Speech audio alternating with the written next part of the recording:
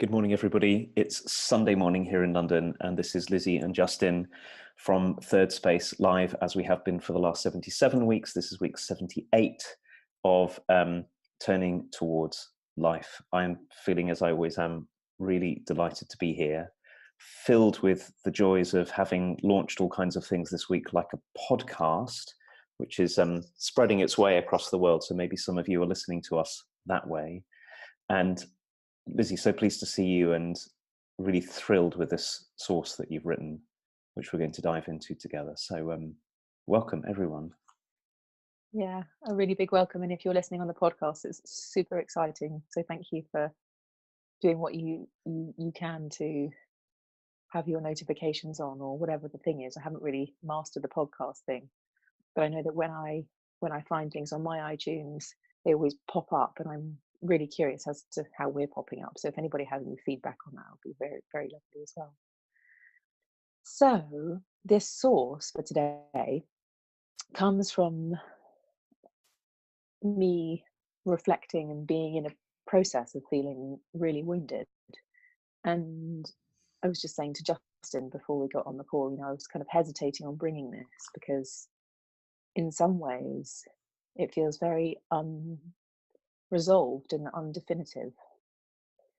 But I think that might be also the nature of what it is to be wounded sometimes, that often it doesn't come to some neat closure or some neat package of, well, this is sorted out now or something. And a lot of us live with massive complexity in our lives because of the nature of human relationships and family and systems that we are in.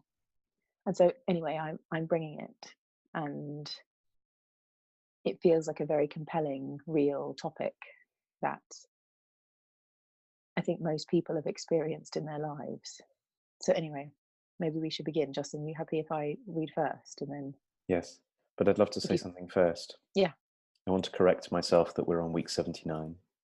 Oh. I don't know why I think that's important, but somehow it is.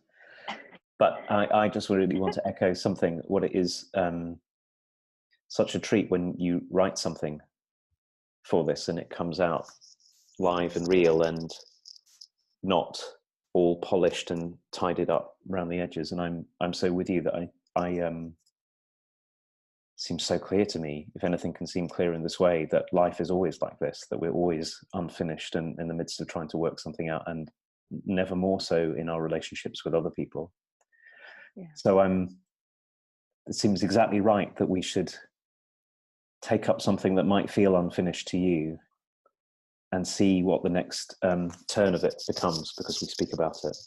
Yeah. And then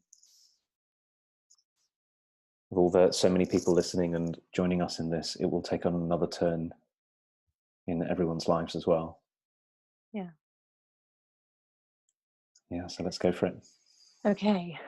And Justin, as usual, it's quite long, so if there's a place where you think you want to read from that feels best, let's do that.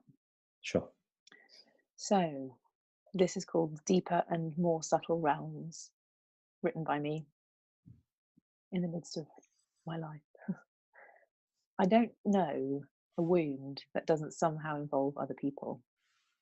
By a wound, I mean a hurt, a raw emotional feeling that also has a physical pain to it. I often experience my wounds in my chest, just between where my ribs meet. I know others have difficult physical sensations. Where do you feel it when your feelings are hurt?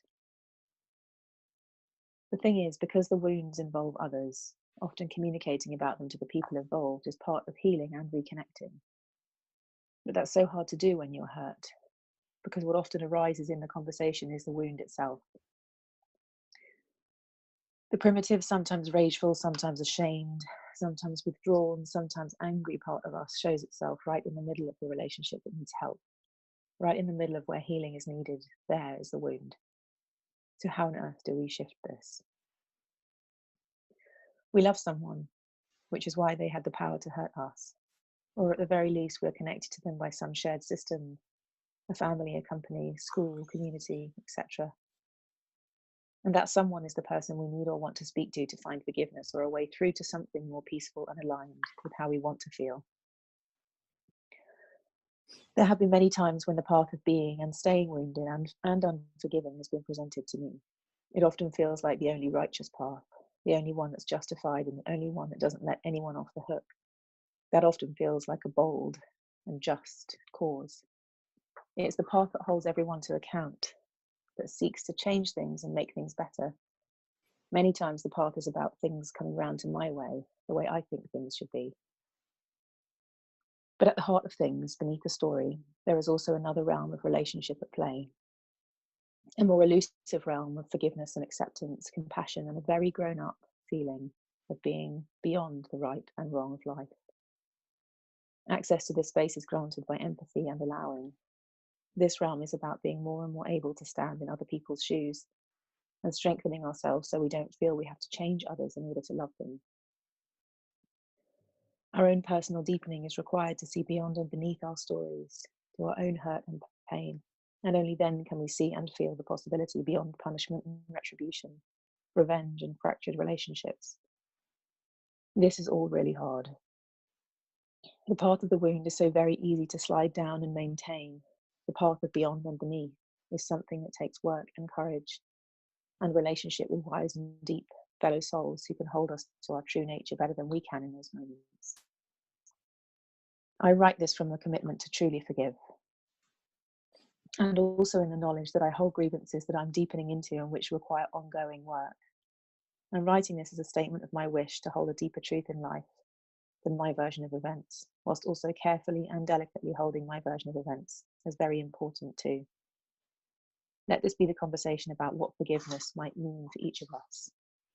Not as a spiritual bypass where we pretend everything is fine and carry on, but as a day-to-day, moment-to-moment inquiry into the deeper, more subtle realms of the heart that allow people and things to be just the way they are without trying to fix or change them, and still remain in some kind of relationship with them that's dignified and respectful of our own and others' humanity.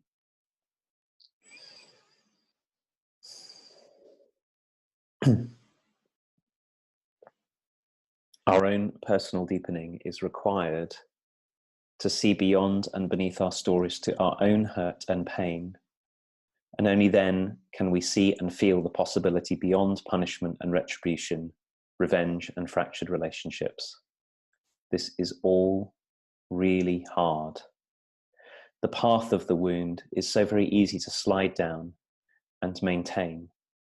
The path of beyond and beneath is something that takes work and courage and relationship with wise and deep fellow souls who can hold us to our true nature better than we can in those moments.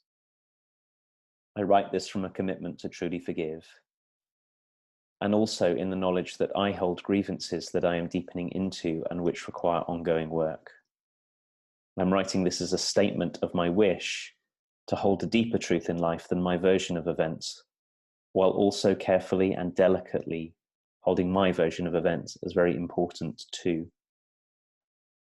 Let this be the conversation about what forgiveness might mean for each of us, not as a spiritual bypass where we pretend everything is fine and carry on, but as a day-to-day, moment-to-moment inquiry into the deeper, more subtle realms of the heart that allow people and things to be just the way they are without trying to fix or change them, and still remain in some kind of relationship with them that's dignified and respectful of our own and others' humanity.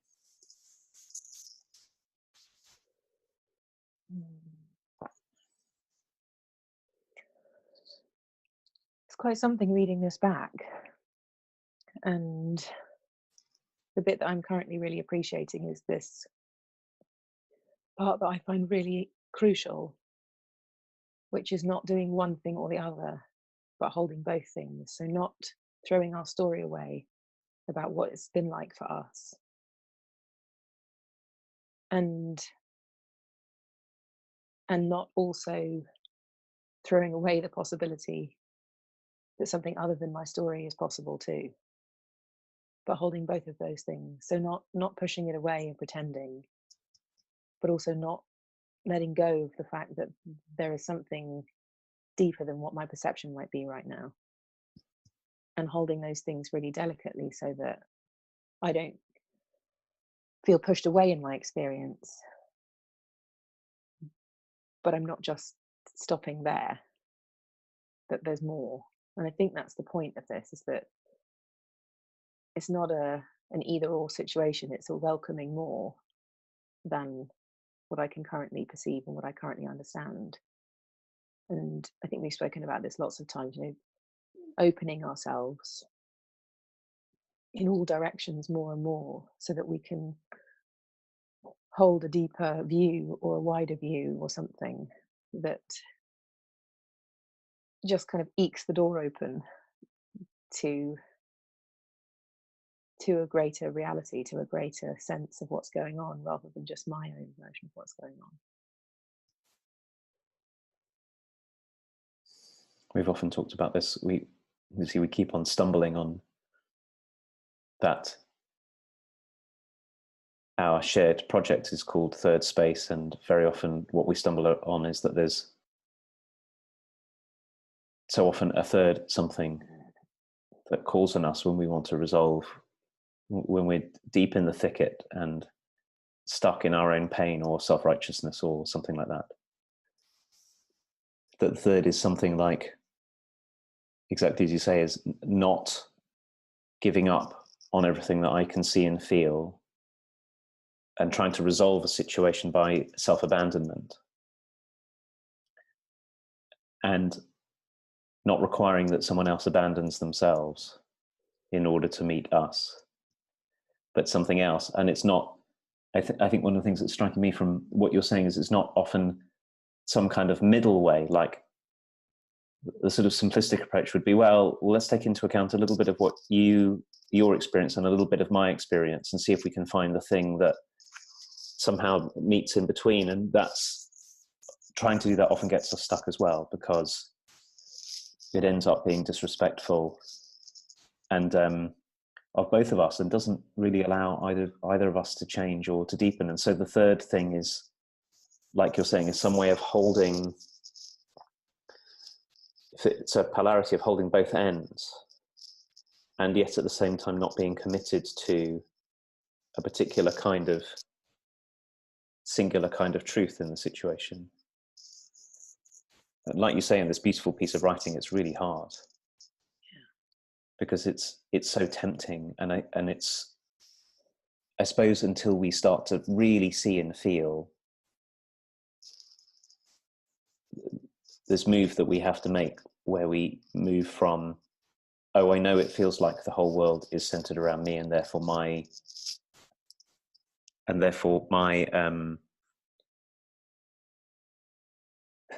position is either completely right or completely wrong, until we can start to let go of ourselves being at the center of things all the time. It's very, very hard to let go enough to make this possible. And one of the things that I've been wondering about as you were talking was, there's always another layer to this. So there's a trap that's, I know I get into this all the time. So the trap goes something like this: well, I can see that I'm not completely right and that you're not completely right, and therefore I demand that you too give up the certainty of your position and join me in this space where we're holding polarities. And if you don't join me in that space, then I'm right and you're wrong, and I'm the one who's all developed. And there's this very subtle way in which we can keep on making demands of ourselves and the other, right in the midst of this, even when we start to see a path through, that the other person has to join us on this path. And that seems to me locks us back into the difficulty again. Yeah. Yeah, I very much have that going on as well. And it's like, I said about, it's easy to slide down the path of the wound. Sometimes it feels like a tumbling. Like, it's not like I have any choice as to whether I basically fall down the stairs, like directly into the thing. And there's also a kind of self-gratification about it as well. Like, being right is quite luxurious or something. Like, I can feel myself luxuriating in the righteousness of things, because what I think is obviously the thing to think. It's so understandable, and it also I can feel the ease with which I could hold on to that position forever. And if I didn't have some other sense of these realms of not that level of interaction with the world, which come from meditation and conversation and relationship with people who aren't in my situation and who are wise and all those things that I have in my life, if I didn't have that, I don't know how I wouldn't think that that was just the only truth. You know, I find the times when I'm feeling wounded, the most glaringly obvious times of just how important community and relationship and conscious understanding of humanness is, because it's completely alluring. It's like to be right and to stand in my position and have an opinion that's very strong of something and how things should be in the world. It feels like I'm on the right track, like I'm doing something good, and I can feel this kind of crusader like attitude comes forth of, well, if I don't hold this person to truth, who else is going to? And then what's going to happen? And, you know, I find myself in this very justifying position. And ultimately, the majority of that interaction is happening when I'm on my own. You know, they're not there. It's in my head. And so I'm the one suffering. I'm the one living out this thing. And they also, whoever's involved, might also be suffering, but not in the way that I am. And it feels, but it also feels really important to know what this feels like to be on the wounded end, so that if I'm ever the one wounding, I know what it's like to be on the other end, if that makes sense. So it does serve me for other things that happen when I'm the wounder, when I might have made a mistake and not realized, or maybe sometimes intentionally done something because I was angry, whatever the thing is. It's an education to feel wounded, because it allows me to then resolve things when I can resolve things, and do things that I can do when I'm in a dynamic where there is open and where there is for real comment about these things. But the majority of time, it's much worse when there isn't the opportunity for healing. And how do we move beyond those ones where you just know that the person involved is not going to move? So we have to do our inner work, because they're not going to do theirs. Like, it's just not possible for whatever reason, because of a generational thing or because of a particular kind of way of being in the world. And so if we can't work with ourselves, it's just going to be perpetuating all the time. And we're the one who, as the wounded one, carries on suffering, when we're the one creating it from this position of righteousness and holding on to our story about things. So it's a really delicate thing. And I think we all deserve to be heard and seen in our version of events, but there to be a big fat and simultaneously that we learn about and we keep learning about. And it's a process, an unfolding, lifelong process of attuning to something deeper about who we are, that can support us and provide a way more robust platform of being human than being right provides. Like, being right is like a really strong but brittle and laden with deeper emotions place that you could topple any moment. But the kind of deeper realms I'm trying to talk about are far wider. There's, you know, you can run around in it. There's space to be free in it, instead of having to stay on like a 5 pence piece worth of space to maintain your position. I really love what you said towards the end of this piece, that it's so important,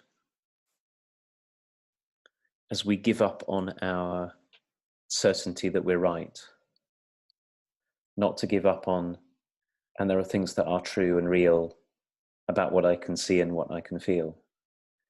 Because I think that there's, for many of us, there's a self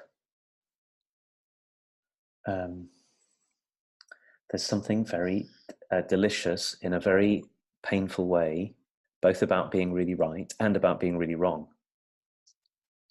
Because we can play a sort of grandiose position in either, either I'm really right and I can feel my own power and I can exclude you, or I'm really wrong and I'm filled with shame. And for some of us, the being filled with shame place is as much of a draw as the being filled with power place. So we sort of bounce between the two very, very easily. And we also easily demand that someone else bounce between the two. So I want you, in response to my feeling powerful, I want you to give up all of your rightness and just admit how terrible you are, and then we'll be okay. The cost of my self-aggrandizement is your diminishment. So it can't be about those. And as you were talking about all of those situations where actually we can't demand something of someone else, which I think is basically always the case. You said it the way in, which is right, which has so much in it that sometimes the other person is really fixed, and sometimes it's a generational thing, and sometimes it's we have a different culture to one another, and sometimes it's all kinds of things. But it's striking me even now that there's a way in which, even when we get into that kind of account of it, we're once again in the territory of demanding that the other person be different to the way that they are. So now I can see that you're fixed and I'm not. So I have to work on myself because you're the fixed one. You're the fixed as in unmoving. So yes, I agree with you that the place we have to start is with ourselves, and we have to start in a way that doesn't have us give up on ourselves or on the other person. And we have to be prepared to do that even if nothing changes in between us over a really, really long period of time. And I think that you nail this very early on, actually right at the beginning of this piece, where what you're suggesting is that the first step is that we have to be able to say, I'm wounded. But that's often the part that we don't know. The part that keeps us in whatever cycle we're in is our refusal to look at ourselves and say, there's a really soft, tender spot here, and whatever's happened, that part is really, really hurting, and I am really hurting, and I'm tender and I'm raw, and I want to do my very, very, very, very best not to look weak or incomplete or too big or any of those kind of things. So I'll ignore that and divert all of it into some other strategy to get my way. And sometimes, no, I think always, maybe that's too strong. Yeah, I think it's always that's the first step with ourselves. And sometimes it's also really helpful in our relationship with another, is to say, the beyond place is not, let me tell you all my grievances and all the things I think are true, and let me hear all of your grievances and all the things you think are true, and we'll work it out. The beyond place is actually to start by saying, this really hurts. The thing that's most present is, I'm really hurting. And that is often, no matter what happens from it, the path to our common humanity, because to be human is to hurt so often and so much, to feel wounded.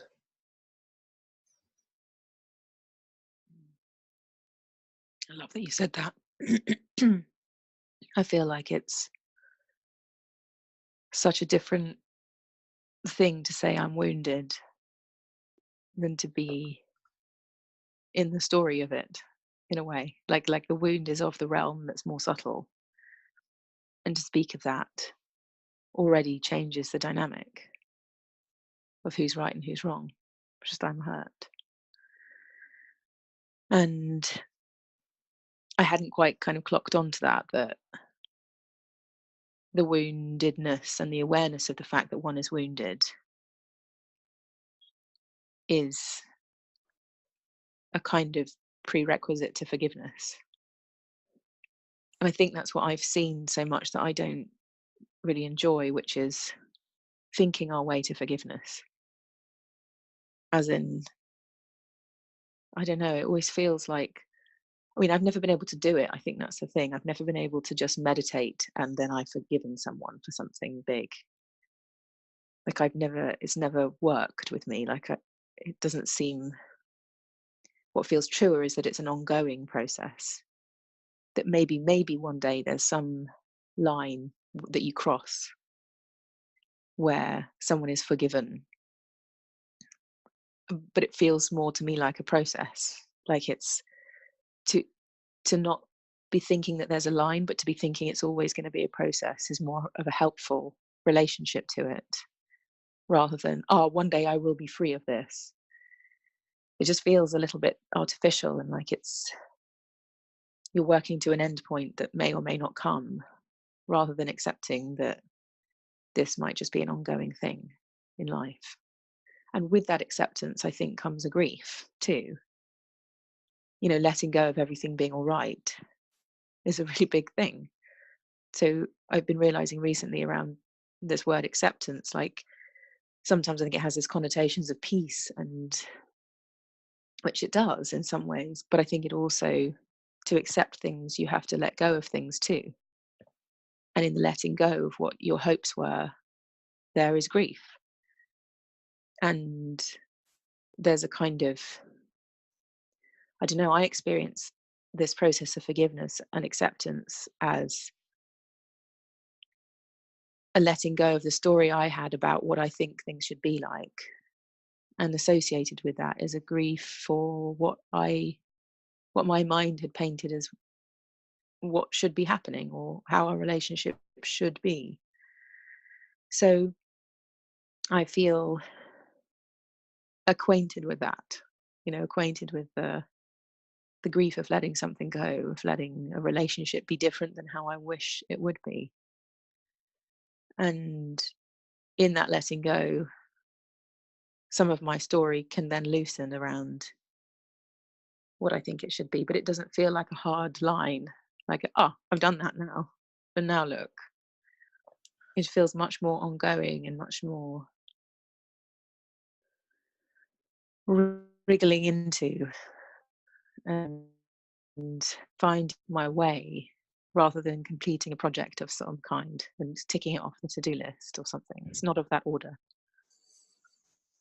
I'm so glad you're talking about it this way. It's magic because it starts to cut through something that I think is it's a very seductive trap that any of us can get into, and it's also a very seductive trap that we get sold to around all the time, which is there is magical release from your difficulties. And it comes as a result of, you can do some kind of magic process if you say, a forgiveness prayer 3 times, or you worship at the altar of I forgive you, or you go through some kind of cognitive process, or you will magically be freed, reprogrammed almost. I was thinking, when you talk about it being a hard line, what it does is it treats us and our relationships as objects, not as living processes. And to be in a living process is to keep on, and to be a living something, and for our relationships to be living is to keep on coming round and coming round and coming round, and they are growing and changing, not always growing, but they are changing over time because of our participation in them, rather than being a fixed thing which I swap from one thing to another. So there's all of that. What freedom it is to start to see ourselves as an ongoing process. And then the second part of it that I really appreciated, that I think is so important, is any way of working with this and any way of working with ourselves as human beings that requires us to live in a fantasy of everything will be all right in some straightforward way. My life will be without complications. If I do the right invocation or something, I will never have trouble with you or with myself or in life again. Also keeps the difficulty going. It's part of how we demand impossible things of ourselves and one another. So it's such a potent and beautiful and tender invitation to say, as you're saying, our part of our work, as you said in what you wrote, is to stay true to what feels really true about what this is like for us and what we can see. And part of our work is to be open to hearing that from the other and really allowing ourselves into it. And then this wonderful new part that you're adding in, Lizzie, which is part of it is giving up on demanding that our relationship with another person be a very, very particular way that suits us. Because our relationships with other people aren't in our control anyway. They always arise between us, and they arise from things that are very mysterious, our histories, our shared histories, and our cultural history, and what happens with our bodies, and all of those kind of things. So I'm very taken by the act of, and think I'm just saying back to you what you've said in my own way, that acceptance is not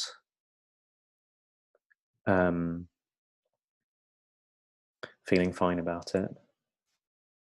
It's not accepting only the parts that I want to accept. It's more like learning to live truthfully in the state of things as they are, and to keep on being present and available and as kind as we can and as true as we can, and not demanding that life go our way. And that always involves grief, because we have to let go of a story that we've had. And strangely enough, sometimes when we let go of the stories that we've had, that's exactly the point at which something new can start to emerge, because we loosen our own part in keeping the whole thing rigid. And maybe nothing will change. That's also true. Yeah. This is really gorgeous conversation, Justin. I feel like we could go on forever, and I mean, maybe there are some other sources on the mind in the future. But for now, I think we have to end this broadcast / podcast, but cast of things.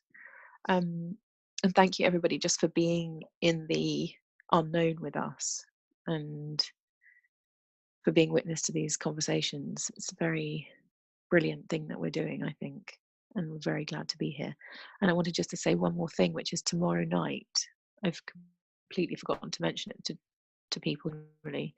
But if you're watching this on Sunday, the 7th of April, 2019, on the 8th of April, 2019, which is tomorrow night, Monday night in Hammersmith, we are gathering for Turning Towards Love.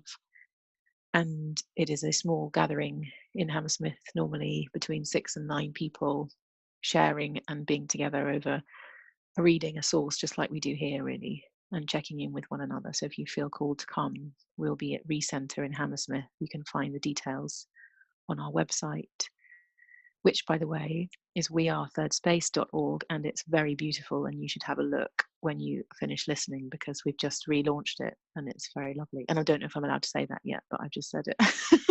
It's public, it's out in the world. We are. It's very exciting. So anyway, those are little reminders for the end. Thank you so much, everybody, and we'll see you next week on Turning Towards Life once again. Thank you, Lizzie. I want to add just one reminder, which is you can always find our sources that we've read, including this piece by Lizzie, on the special Turning Towards Life microsite, which is turningtowards.life.